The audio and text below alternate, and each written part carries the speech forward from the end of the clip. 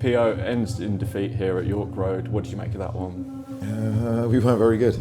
20 minutes in, we knew, or I knew, we weren't up to our normal selves. Reminded me a bit of the Chippenham game, so we tried to change things quite quickly into the first half to try and get something else out of us. It wasn't to be. It took for us to go 2-0 down for us to really start playing. Yeah, it wasn't a good day at the office. You mentioned the perhaps uncharacteristic slow start. Is there any diagnosis on your part as to why it took us so long to get going? No, and we had a week off, which is strange. So I expected us to be full of energy. They had a game in midweek, so I expected them to be tired, but it was the opposite. We didn't deserve anything out of this game. We should have been 3-0 down in the first half. It was a really poor display from a number of our boys in our team.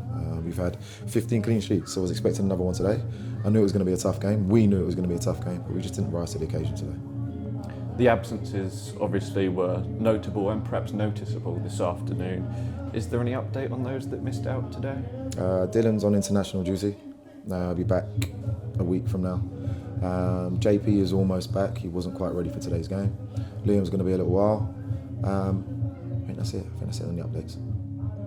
Obviously we move now on to Bath on Tuesday night, although it might be tricky at the moment. Is there any positives we can take from perhaps a promising last 25 minutes? Yeah, because as poor as we were, we could potentially have got an equaliser when Robert hits the crossbar.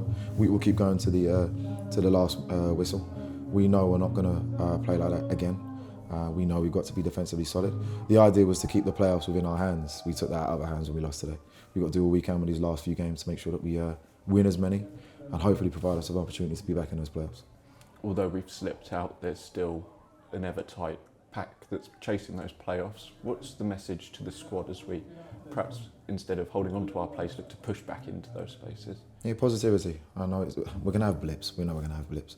And as much as we would like to go for the last 6 games and win them all, we know there's going to be bumps in the road.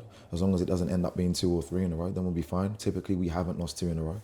That will be the message to all of our players, is that we go again on Tuesday and we make sure we're better. And ahead of what becomes a busy schedule in the next 10 days or so, what's it looking like for the squad? How are you managing those minutes for the boys?